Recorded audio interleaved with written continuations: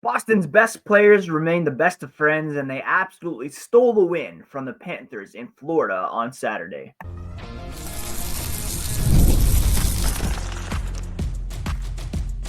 You're Locked On Bruins, your daily podcast on the Boston Bruins. Part of the Locked On Podcast Network, your team every day. What is up, Bruins fans, and welcome back to the Locked On Boston Bruins podcast. I'm your host, Ian McLaren, and this is a daily show where we discuss all things Spoked Beat. Today is Monday, January 13th, and I want to thank you so much for making Locked On Bruins part of your day every day. It's part of the Locked On Podcast Network, your team every day. And today's episode is brought to you by FanDuel.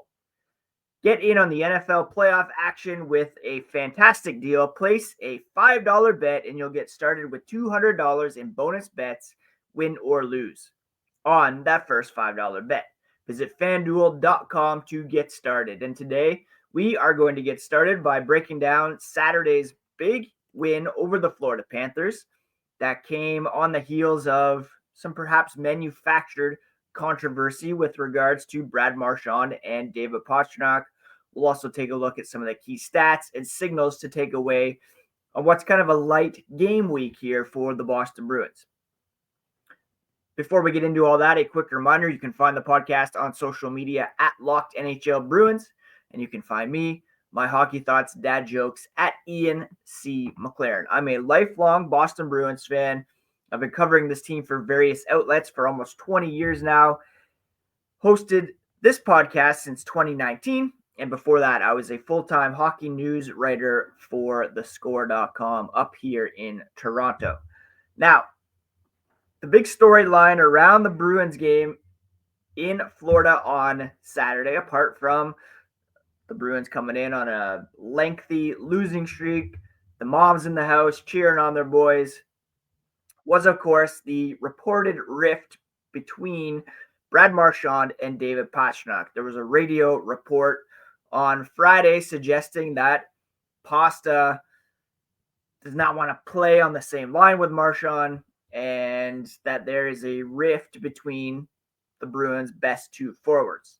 Now, the team's social media presence debunked that by posting photos of the two yucking it up during practice on Friday. And then after that, both Marchand and Pastrnak were shown on the team's social feeds audibly, vocally, and in the case of Marchand, quite forcefully denying that this was indeed the case. He called it just absolute nonsense and said that he and Pasta, their families, their children, all remain quite close, and that this was basically a complete fabrication and not even worthy of attention. Now, you could argue that perhaps he doth protest too much, but as Elliot Friedman said on the 32 Thoughts podcast here on Monday morning, you have to take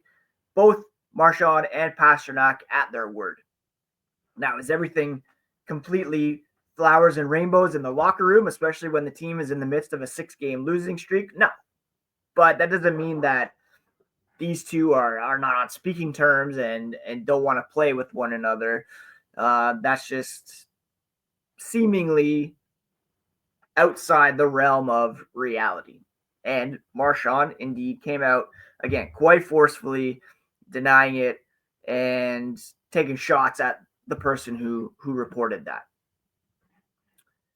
Then, to back things up, they came out and pulled off a pretty improbable win over the Florida Panthers on Saturday afternoon, in fact, a game in which David Pastrnak scored 2 goals, his third 2-goal performance over the past week or so, and scoring the game winner in overtime, in fact, as well.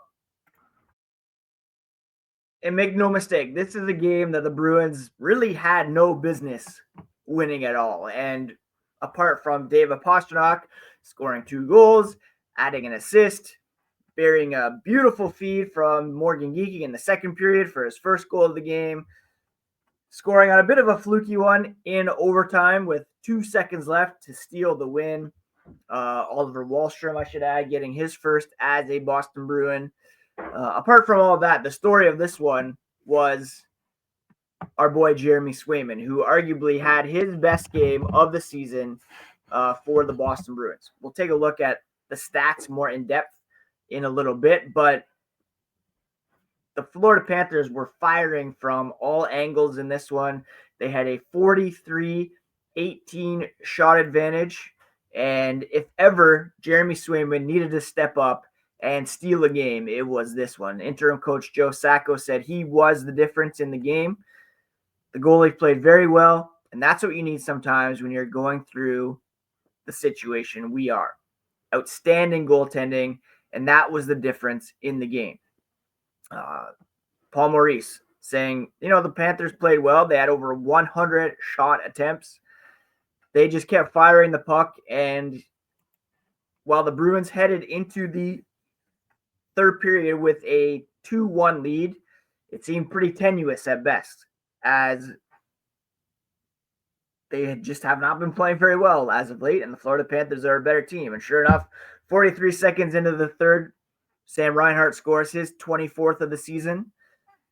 Not too long after that, though, Wahlstrom scored his first as a member of the Boston Bruins. But as things go, Sam Reinhart scores with 2-3 seconds remaining in the third period to tie things up. And you think, of course, the Bruins are going to blow a lead, fail to come out with the 2 points. And really looking at the overall numbers, it probably was a game in which the Panthers should have won. But sometimes the puck luck hits at the right time, and that's indeed what happened for the Bruins, with David Pastrnak getting that overtime game winner off a bit of a lucky bounce from Mason Lohrei, Elias Lindholm, and the Bruins come out with a much needed and huge win because, as we'll see in a little bit, the competition for the wildcard spots in the Eastern Conference is pretty insane at the moment. And the Bruins, despite this win, are still a little far behind in terms of point percentage. Now, Wahlstrom, to end this part of the game, the game summary, said it's pretty cool watching the Bruins since he was little, going to TD Garden with his dad. Of course, the trick shot boy grew up in Maine. He wants a lot more goals, he said. So he has to get to the areas around the net, get a shot off, keep going. It's big for him. The guys have had belief in the room since he's been there. No real panic in this team, despite having coming in on a lengthy losing streak, blowing the third period leads. The Panthers were pushing hard. Very good offensive team. They found a way to tie it. But the Bruins, according to Sacco, showed some resiliency in overtime, found a way to get one right near the end as well. Have to keep playing, put themselves in a situation, had the opportunity to grab that extra point in overtime. That they did, and each point is so huge here coming up, as we'll see, with point percentages being the defining stat at the moment. And the Bruins, despite the win, have indeed lost some ground on some teams that are making a charge here. We'll discuss that as we look ahead at some stats and signals to take away from this game against the Florida Panthers on Saturday.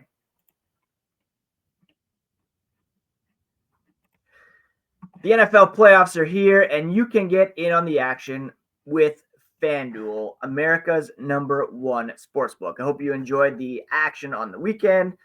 Not too much in the way of upsets, but the NFL playoffs remain better with FanDuel. And right now, new customers can bet $5 and get $200 in bonus bets guaranteed. That's $200 in bonus bets, win or lose. The FanDuel app gives you everything you need for live bets, same game parlays, so much more. All you have to do is check out FanDuel, make some bets on who's going to score some touchdowns, who's going to pass for more yards, and who's going to come out on top.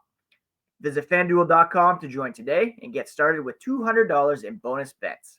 That's FanDuel.com. Make this playoff season unforgettable with FanDuel, an official sportsbook partner of the NFL.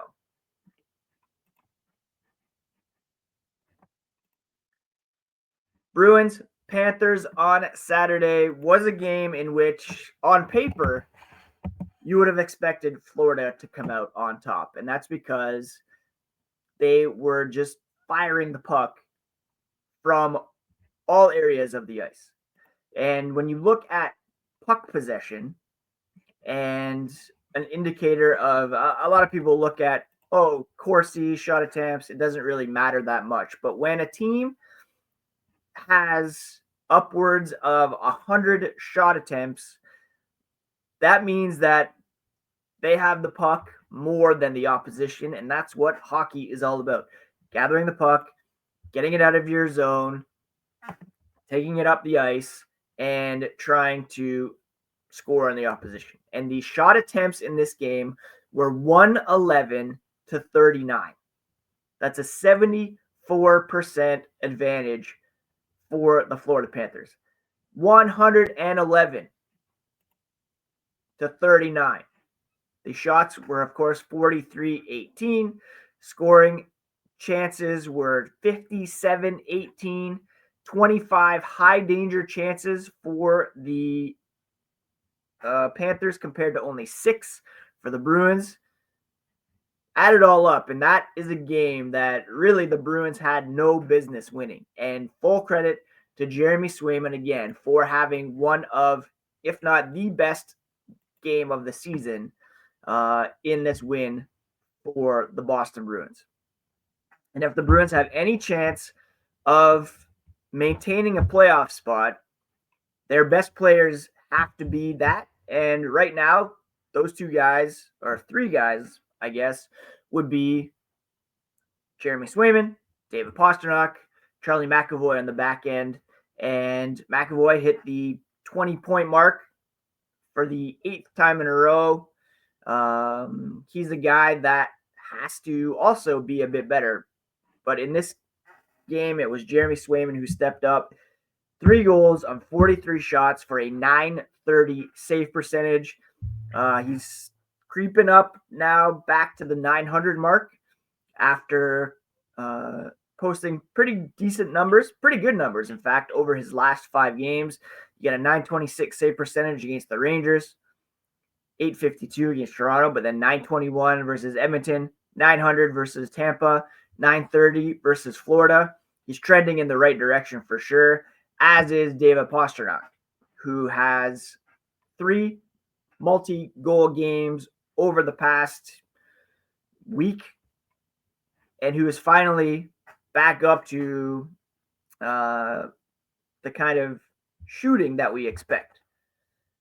Over the last 5 games, he's got 6 goals, and he is slowly but surely raising his shooting percentage back to a level where he was able to achieve those 40, 60 goal seasons. Last year, he had a 12.3 shooting percentage, 47 goals in 82 games. He's now up to 10.4, 19 goals in 45 games. Still below what we would expect, 35 goal pace, 82 point pace. But as of late, he's really turned it on, and the Bruins do indeed need him to continue to do so if they have any shot of holding on to a playoff spot, because there's some teams who are red hot, like the Detroit Red Wings, who are really making a charge. And when you look at point percentage, which is the percentage of points a team has earned so far this season, that's really more of an indicator of success than total points earned because of games played. The Bruins have fallen out of 3rd place in the Atlantic after having been passed by Tampa. Tampa's got 49 points. The Bruins have 47 points. The Bruins have played 45 games. The Lightning have played only 41, so you can see how that might be a problem in terms of catching up.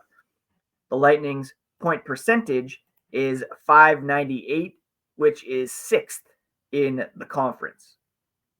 The Bruins are now at 522, which puts them behind the Ottawa Senators, who are in 7th at the moment after having won a couple in a row over the weekend. They're at 536. So they've earned 53.6% of total available points.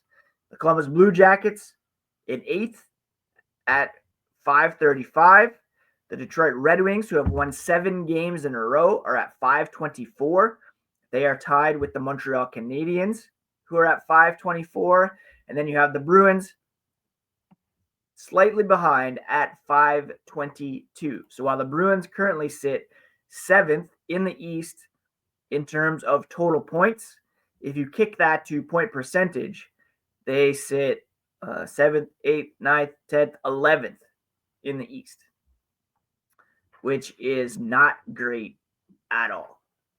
And in terms of goal differential, they are now 15th in the East, with only Pittsburgh being worse at minus 34. Pittsburgh had jumped up to the 500 mark. They looked like they were perhaps making a bit of a charge, but they had a couple losses over the weekend and taking a real step back, including a 5-0 loss to Ottawa on Saturday and then losing 5-2 to Tampa yesterday. So minus 8 goal differential for them over the weekend, and that's the difference right now between them and the Bruins. The Bruins are at minus 26, Penguins minus 34.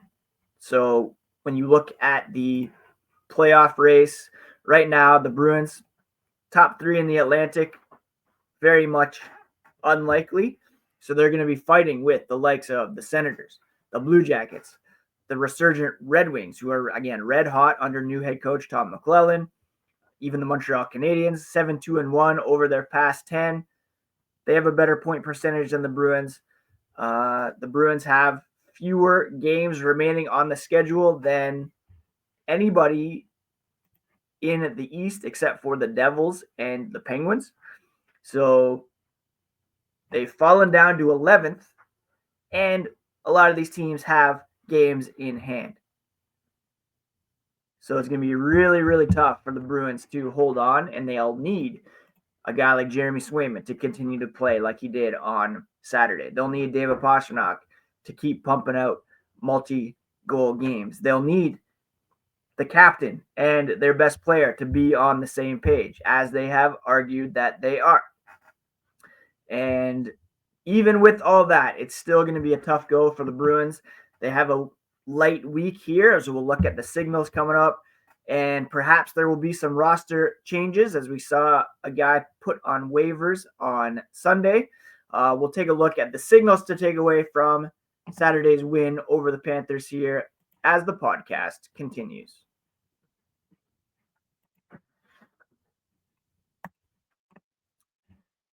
Have you found yourself paying for subscriptions that you forgot you had or you didn't even realize were still active? Well, Rocket Money can help you track those down and save some money. It's like having a personal assistant for your finances. Rocket Money helps you find and cancel unwanted subscriptions. It monitors your spending, helps lower your bills so you can grow your savings. Brings everything together in one place. Whether it's your subscriptions, your spending habits, even some goals you want to hit this year. They have over 5 million users, and they've saved a total of $500 million in canceled subscriptions, saving members up to $740 per year when using all the app's premium features. Cancel your unwanted subscriptions and reach your financial goals with Rocket Money. Go to rocketmoney.com/lockedon today. That's rocketmoney.com/lockedon.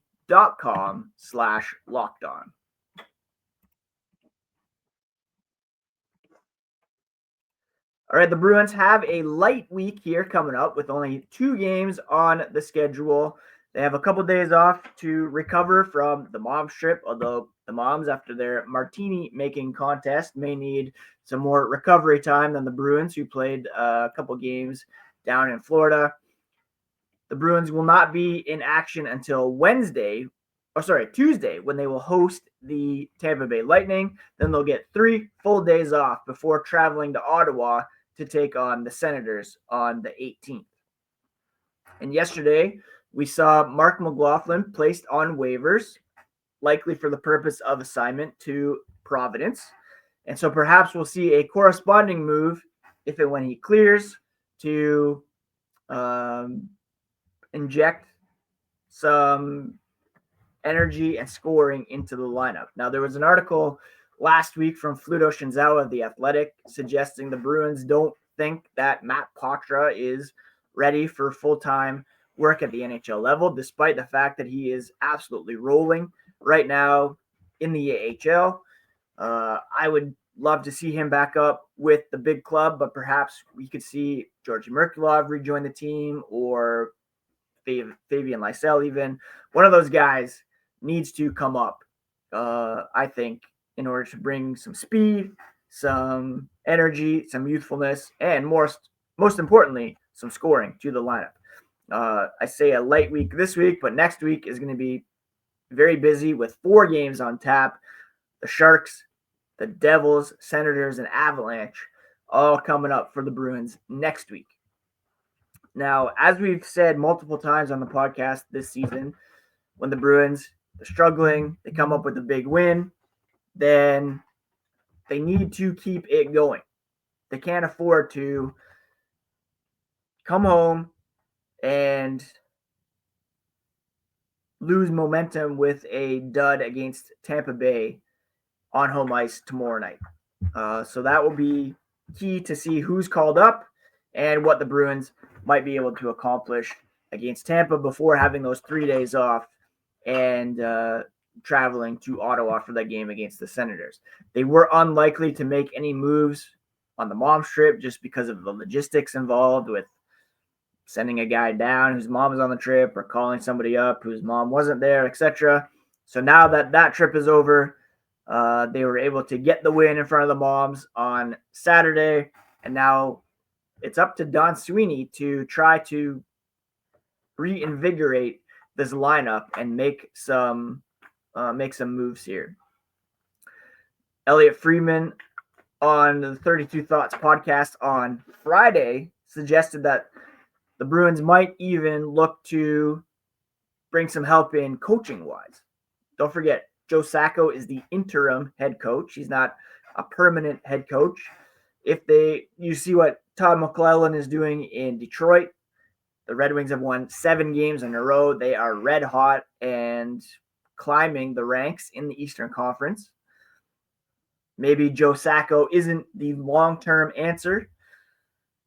You think about 2 coaching changes within the same season. It's pretty rare, but it is a replacement, not necessarily a firing. If Sacco goes back to associate coach and you bring in someone who's like the permanent head coach, but it is kind of a firing because you're basically saying Sacco hasn't been able to get the job done and there's someone who's better than him that could come in and coach this team. So we'll see what happens there. They need to at least bring someone in to help on the power play. While the Bruins did get that power play game-winning goal in Florida, their special teams remain pretty abysmal, and it's something that needs to change for sure. The Bruins, again, 11th in the Eastern Conference in terms of point percentage. A lot of the gains that they had made under Sacco immediately after the coaching change have been nullified by the fact that they have lost recently a lot, 6 games in a row heading into Saturday's tilt with the Panthers. They barely scraped that one out, did not really deserve to win that one, and there's a lot of teams coming up ready to take their spot in the playoff picture. The Bruins barely holding on in terms of total points, point percentage. They're falling off. So they need Swayman, Pastrnak, even Charlie McAvoy to step up and continue to lead this team. Hopefully Marchand coming out in defense of his relationship with Pastrnak and fighting back against erroneous reports about locker room tension or dissension will also help bring the team together. Does it mean that there was no tension in the locker room in the midst of a 6-game losing streak? Of course not. There probably was something going on, but is there a rift between Pastrnak and Marchand that is irreconcilable? No. And again, we'll see who they call up here on Monday. If indeed McLaughlin is sent down, I'll be sure to post a short in the event that it's a significant recall. Tomorrow, we'll update the Eastern Conference power rankings more fully. We'll preview tomorrow night's game against the Tampa Bay Lightning, bring you all the latest here on the Black and Gold, because that's what this podcast is all about. Please check out Locked On Fantasy Hockey next. Become a fantasy expert and get the edge over your league with daily tips from Steal and Flip. You can find Locked On Fantasy Hockey on YouTube and wherever you listen to podcasts. It's all part of the Locked On Podcast Network, your favorite team every single day. Happy Monday. Take care of yourselves. Take care of each other. And we'll talk to you again here on the next episode of Locked On Boston Bruins. I've been holding that in.